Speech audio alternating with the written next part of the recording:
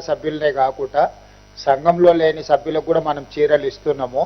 గ్రామీణ ప్రాంతాలలో మనం 65 లక్షల మందికి చీరలు ఇస్తున్నాం. మీ జిల్లాలో ఎంతమంది మహిళలు ఉన్నారో 18 ఏళ్ల పైబడిన వాళ్ళందరికీ కరెక్ట్గా అందేటట్టుగా చూసుకొని అందరి వివరాలు కూడా సేకరించుకొని సంఘాలు అందరు సమన్వయం చేసుకోండి. మీ జిల్లా స్థాయిలో ఉన్న అందరు సంఘాలతో మీరు మీటింగ్ పెట్టుకొని జాగ్రత్తగా దీన్ని ప్రజలందరికీ చేరేటట్టు చూసుకొని సమన్వయం చేసుకోండి. Bhagyamma. Okay sir, thank you sir. Right అమ్మా, ధన్యవాదాలమ్మా. ఇప్పుడు మనం నారాయణపేట జిల్లా కలెక్టర్ గారు మరియు జిల్లా సమాఖ్య ప్రెసిడెంట్ గారిని మాట్లాడాల్సిందిగా కోరుతున్నాను.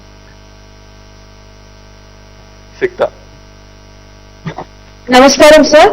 సార్, నారాయణపేట జిల్లా నుంచి మేము కలెక్టర్ ఆఫీస్ నుంచి, తర్వాత మాతో పాటు జెడ్ఎంఎస్ ప్రెసిడెంట్ అరుంధతి గారు కూడా ఇక్కడ మాతో పాటు ఉన్నారు సార్. అందరూ జెడ్ఎంఎస్ మెంబర్స్, ఎంఎంఎస్ మెంబర్స్ కూడా జాయిన్ అయ్యారు సార్. సో ఇప్పుడు అరుంధతి గారు మాట్లాడతారు సార్.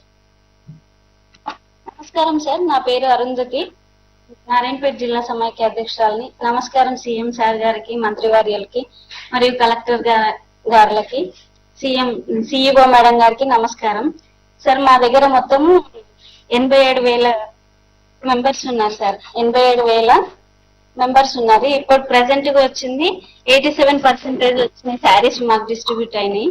సో మేము ఇది చేయగలుగుతాం. రేపటి నుంచి ఈ రోజు నుంచి స్టార్ట్ చేస్తాం సార్ డిస్ట్రిబ్యూషన్. మీ పెట్రోల్ బంక్ ఎట్లా నడుస్తుందమ్మా? బాగా నడుస్తుంది సార్. వస్తుంది ఆదాయం డైలీ 4 lakhs అంటే మంత్లీ 4 lakhs వస్తుంది సార్. 2 lakhs ఎక్స్పెండిచర్ తీసేస్తే 2 lakhs మిగులుతుంది. నెలకు 2 లక్షల ఆదాయం వస్తున్నది, 2 లక్షల ఖర్చులు పోను. అవును సార్. మరి అందరు ఖర్చులు పోను. అన్ని జిల్లా సమైక్యాలకి ఏమంటావు పెట్రోల్ బంకులు ఇవ్వాలి సార్ పక్క. మరి అందరు మంచిగా నడుపుకుంటే ఇవ్వడానికి ఉంటుంది. మీరు వివిధ జిల్లా సమాఖ్యల్ని అవకాశం ఉన్నప్పుడు పిలిపించుకొని మీరు ఒకసారి మీరు పెట్రోల్ బంక్ ఏ విధంగా నడుపుతున్నారో వాళ్ళను ఒకసారి మీ దగ్గరికి ఒక్కొక్క జిల్లా వాళ్ళని పిలుచుకొని చూపించండి.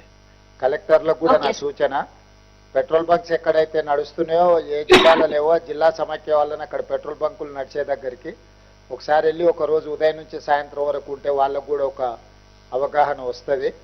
కలెక్టర్లు కూడా అవగాహన కోసం మహిళల్ని అక్కడికి పంపించే ఏర్పాటు చేయండి. ఓకే.